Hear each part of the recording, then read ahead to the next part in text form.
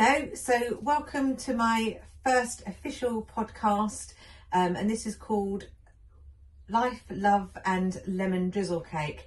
And we duly have the lemon drizzle cake here, which has been partly eaten because I cooked it yesterday, I baked it yesterday, but this was today and we couldn't resist having some. So for those that didn't watch my little intro podcast, my name is Debbie Monroe and I am a celebrant who has been qualified now for about a year. And this is just about, because I've been going out doing networking, opening myself up to being self-employed, and I've met so many people in this past year along the way, and it never fails to amaze me that all my own insecurities and paranoia and feeling that I'm not worth it and all of these kind of things, it seems that everybody else has lots of these experiences. Obviously not everybody, but there's lots of these other experiences of people feeling that they need support or they can give support to other people. So this podcast is all about having conversations with people who are generally women who are self-employed or business people, not all the time, but just have a bit of a story of things that might resonate with other people. And basically it's just a chance for a chat and to eat cake. So I'm going to cut said cake, the lemon drizzle cake, and then we're going to meet Meg, who is my first interviewee. I feel honoured. Bit of cake. Yeah, but not, you don't want a big bit because we've already had a bit. Thank you. We all just eat cake. Okay. So, Meg, you are my first interviewee and thank you very much for agreeing to do so. And so first, do you just want to tell just a little bit about yourself? Just tell us a little bit about yourself. Yeah, okay. So obviously I'm Meg. I'm 29 and I run my own pet care specialist business. So I do dog walking, pet sitting, animal care. I do wedding chaperoning for pets, and I specialise in reactive, aggressive or nervous dogs. That's come around because I have my own reactive dog, Barney. He's a rescue from Romania, and when we first got him I was very hesitant leaving him with somebody. I didn't know if people could handle him. I didn't know if he'd be too much for people, and the last thing you want when you go away and you leave your dog in the care of someone else is them to text you halfway through and be like, I can't cope. So we found a fantastic dog walker back down in Northampton where we used to live, and it's led me to specialise in that as well. There's a big gap in the market for that up here, for people that need somebody that can look after their pet in a professional way.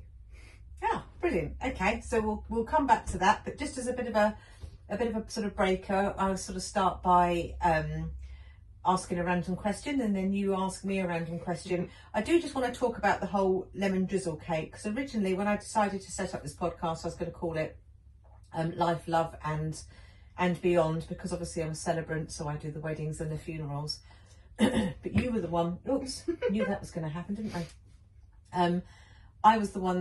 You were the one that came up with the idea of calling it lemon drizzle cake because that's your favourite cake.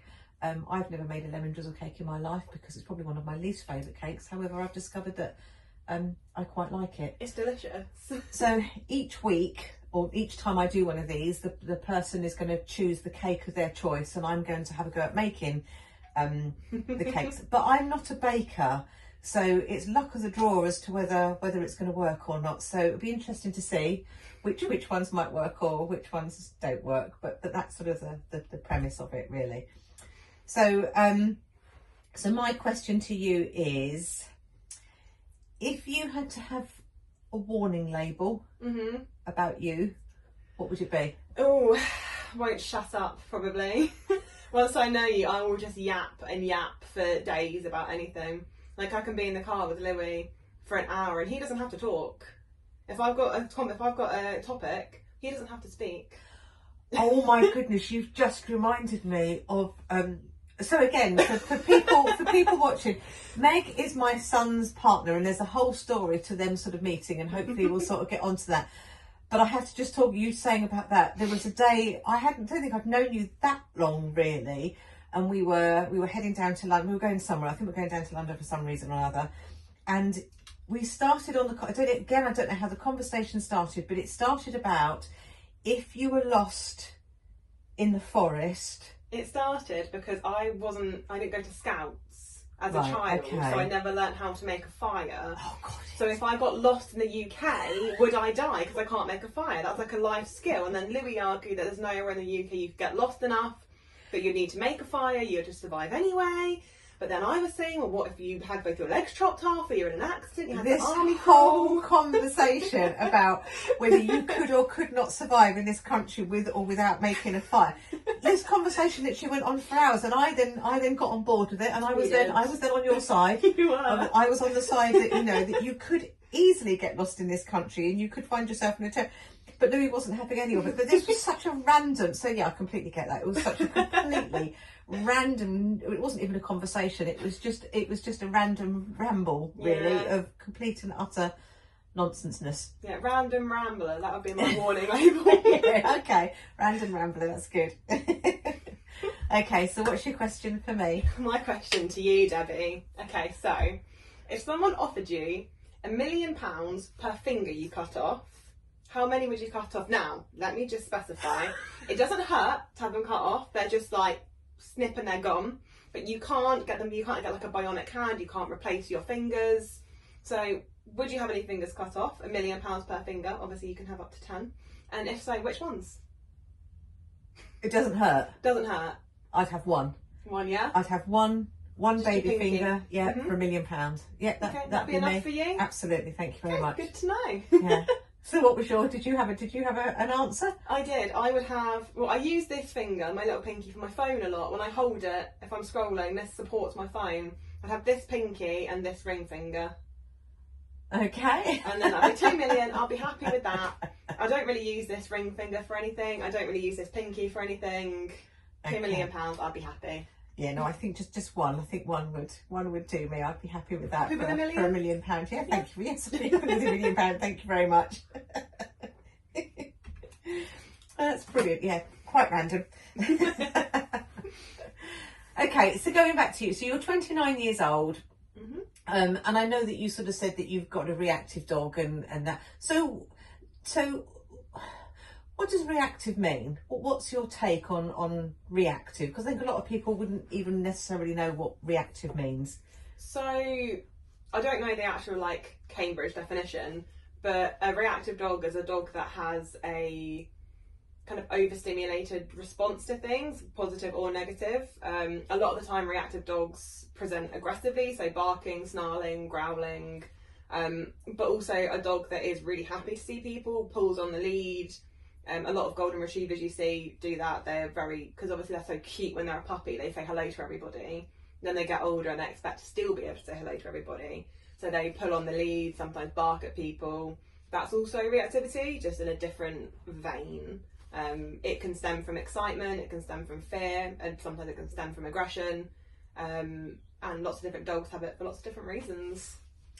So you say you sort of started it because you got Barney and it's made you realise, and it's obviously something that you're doing. But you went to university.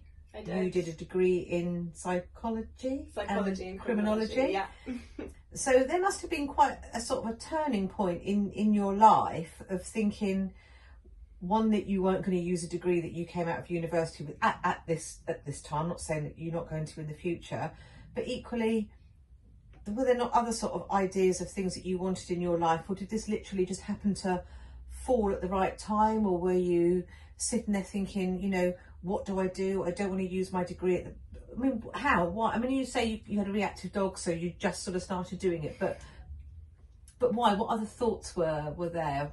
Was it other things? Were you scared to do it? Was it?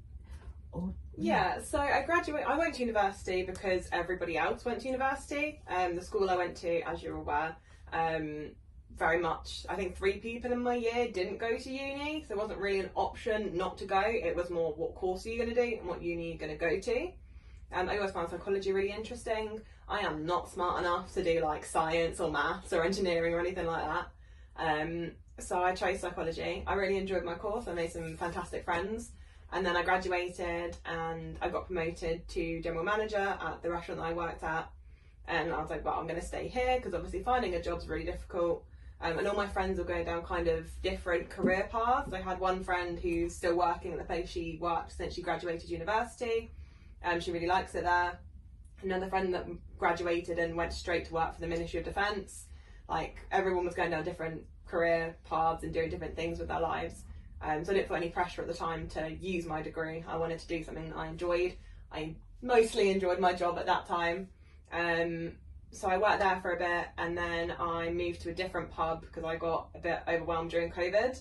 We were working really long hours because we were doing takeaways. Everyone else was on furlough and we were working 7 days a week, which was a bit crazy. I moved to a different pub, supervised there, and then met Louis. Well, re-met Louis. He moved in. And hang on. There's a story to this. Do we want to sort of say the story? Because I think it's quite, you know, he's my son, so I think it's quite sweet, but it's also could be, I think your friends at the time maybe didn't think it was quite so sweet. So yeah, so I've known Louis since we were, well, he says since we were about 12. I don't really remember. I first remember him from when we were about 16 because of photographic evidence of us together at that age. We had like mutual friends. So I knew of him, and I did kind of know him. I saw him at like a few parties and stuff. And we'd speak occasionally on like Kik or whatever messenger it was at the time. And years later, we used to catch up a couple of times a year via like Snapchat. And then this was probably, I must have been about 23 maybe. And he messaged me one day and he was like, are you around? And I was like, yeah, well, what's up? And he sent me this massive thing about how he was having a tough time. His living situation wasn't the best. His work situation wasn't the best. He wasn't living at home. No, he wasn't living Just to get that out there. Clarity. Yeah. No, he was living with other people. And I said, as I do to all of my friends when they're having a bit of a bad time, I'm like, oh, you can always come and stay with me for a bit. Because I had my own flat at this point, with 2 beds. So I had a spare bedroom. And I was like, you can always come and stay with me for a little bit. And he was like, oh, that's really kind. And we had a bit of a chat. And then a few days later, he messaged me and he was like, oh, I've bought my coach ticket. And I was like, what do you mean you bought your coach ticket? And he was like, oh, I've bought, like, to come and see you, to come and stay for a bit. And I was like, okay. So I went and picked him up at 3 o'clock from Northampton Coach Station. 3 o'clock in the morning? In the morning, yeah, 3 o'clock in the morning from Northampton Coach Station. And to be fair, we did say that we'd do a week trial to see if we could, once he said he bought his coach ticket, I was like, we'll give it a trial for a week before we commit to anything longer. And yeah, here we are 5 years later. We have a house and 4 pets together. Yeah, so just to sort of get that out there as well, that, you know, for people that are looking for love, you just never know where it's going to quite turn up, is it? So yeah, invite a random friend to come and stay, and you never know, do you? One of my friends said he was either going to murder me or we were going to fall in love, and she was right.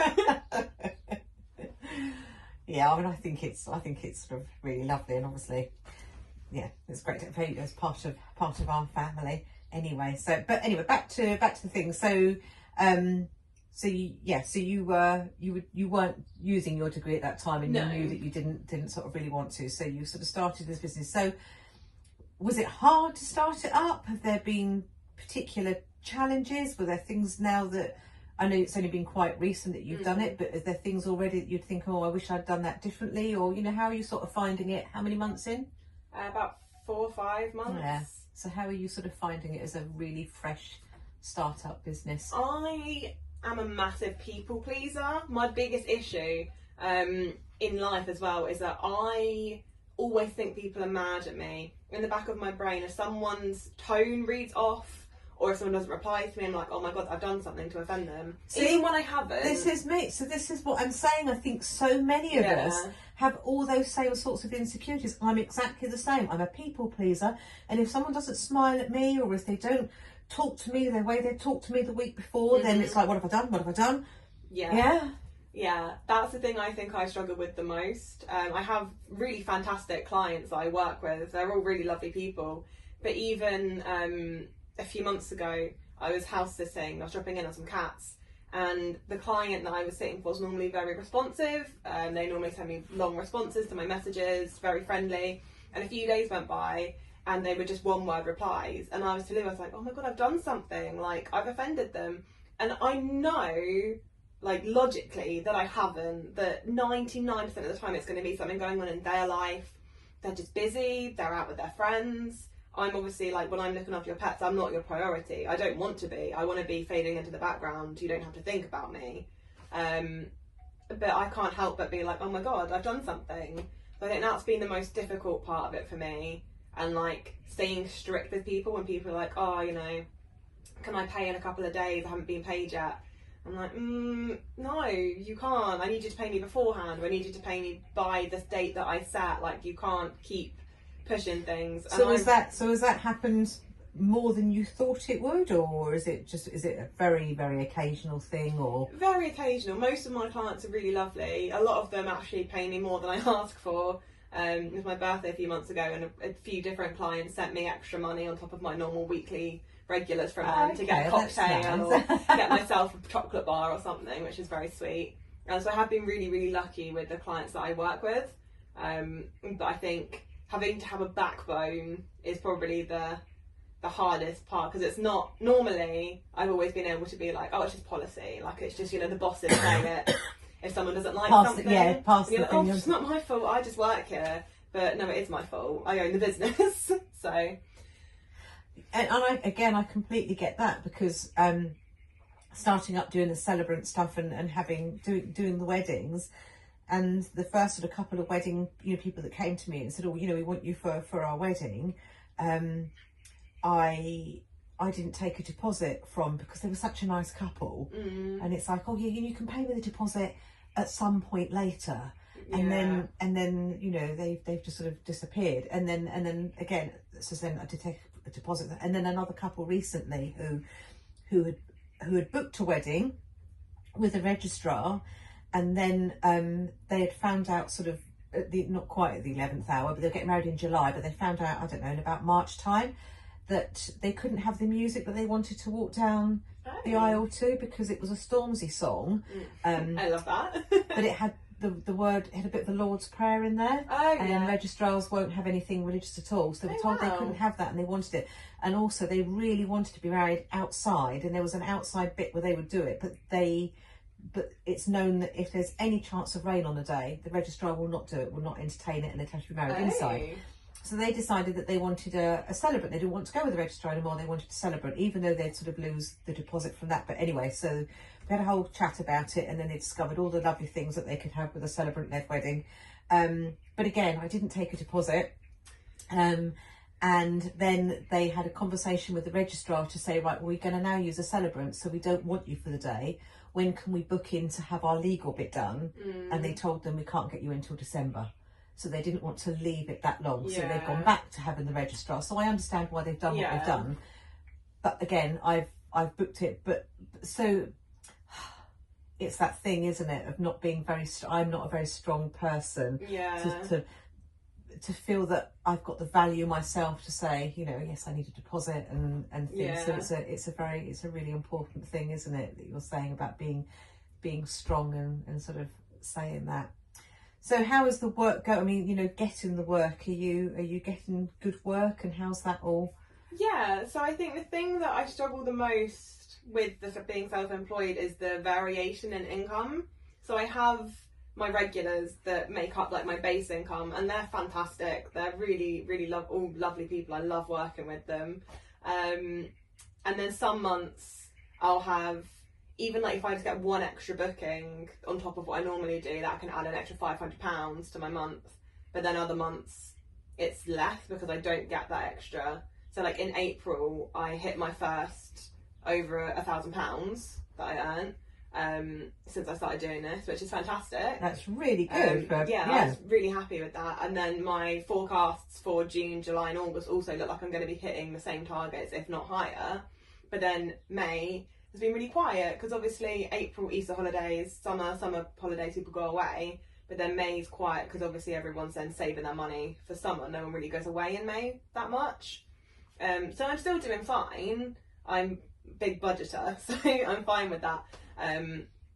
But I think it is strange how you can go from one month being like really good and then the next month being really poor. I imagine the same with you, like people like weddings primarily in the summer and the nice months, and then quieter around Christmas. Yeah, but then equally you get potentially more funerals in the winter. Yeah. You know, and then sort of less. So yes, as you say, you have to be very good at understanding that you're not getting a base monthly amount, are you? And you have to take that responsibility of juggling, yeah, the money through the thing. So going back to the dog walking and dog sitting and the reactive things, where would you like to be this time next year? So this time next year, I would like to have more core regulars. I love my like semi-regulars, so people that book me when they go on holidays and stuff. I have great relationships with them, and I would like more of them, obviously. But I'd like to have more core regulars because I find it really rewarding working with some of the dogs that I've worked with. There's a little cockapoo that I've worked with for over a year now. And when I first met him, he would not come out of his crate. He was terrified of people. And now he comes running out of his crate when I come in. He's excited to see. He's still nervous. He's still nervous to go outside sometimes. But making that bond with someone's pet is like really rewarding. And then I have another regular. She's a Frenchie. I love her. She's so funny. When I first started walking her, she was very reactive, like dog reactive. She pulled like crazy on the lead. And both her owner and her owner's mother have both been like singing my praises on Facebook. Oh wow, he's done an amazing job with her, and her owner does a fantastic job with her as well. Like she puts in so much time and effort into this dog, and it's so lovely to see that she's a really responsible owner. She's putting her time and her effort into her dog, and I'm replicating that when I'm walking her dog because I walk her 3 times a week, and you can see the improvement week to week in the dog, and it's so lovely. So have you got training? Do you use the training that you've done as a dog trainer or for reactive dogs, or you know, how does that? Yeah, so I haven't done any formal training to be a trainer, but I do. Obviously, I have a lot of experience training Barney. We spent thousands and thousands of pounds on trainers for Barney, so I have a lot of experience working with a trainer as an owner. So I don't promote myself as a dog trainer, but I will happily continue training for the dog if they've got certain training going on. I also have a dog that she's aggressive. I walk her occasionally when her owner goes out of town, and he always asks me for like recommendations, what I think would help her. He's like, do whatever you think might work and then let me know. And that's really rewarding as well, that someone trusts me with their pet like that. I think that's a big trust to put in someone. Yeah, absolutely. Yeah. Oh, that's really brilliant. So, I forgot what my next question was going to be. I forgot what my train of thought was. So, take yourself 5 years. You know, pie in the sky, kind of. What would be sort of your ideal outcome in living in 5 years' time? Well, my 5-year plan, ideally, obviously finances, state of the world, whatever, throw that out the window. I would like to buy an old farmstead, have a bit of land. I don't know how much because I don't know how big an acre is. I've got no concept of how big an acre is, so I need to look up what size that actually is. I don't know how much land I want. I have no idea. But not a huge amount. But I want to open up a reactive dog field firstly. That's pretty feasible, where you can like fenced in 6-foot, 8-foot fences, woodland, lots of toys for the dogs to play with. If you have a reactive dog that you can't let off the lead, somewhere for it to go and have a play around. You get a lot of them up here that are just big fields, because obviously fields are easier to maintain. But when we had our previous dog, we drove about an hour and a half to get to one that has woodland, because our dog loves being in the woods, love running around through all the trees. So I'd like to open up a field like that, and then tied into that, I would like to open up a little campsite and host like reactive dog retreats. So you can come for the weekend or for the week or whatever.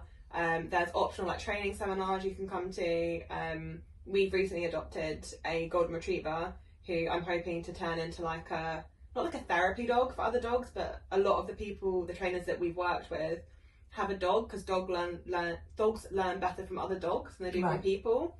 I'd like to have him as like a baseline dog to practice with other reactive dogs with, because he doesn't react at all to other dogs. No, he doesn't. I mean, he's just the soppiest thing ever. So I've already introduced him to one of my clients, well obviously with her owner's permission, because for her, she needs to learn how to say hello to dogs nicely, and he's perfect for that because he doesn't care, he'll just stand there. Whereas our other dog, Barney, would be crazy.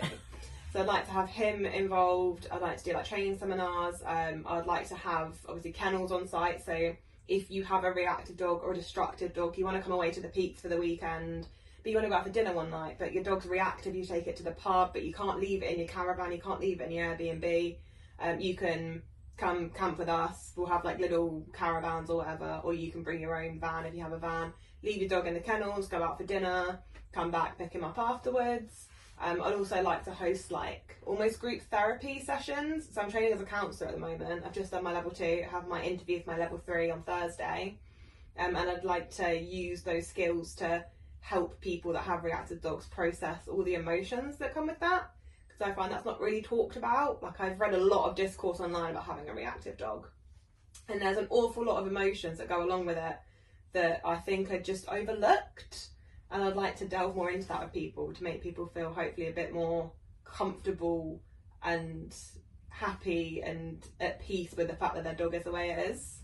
Okay, so what as in people feeling that they're to blame for their dog being that way, or why are they not?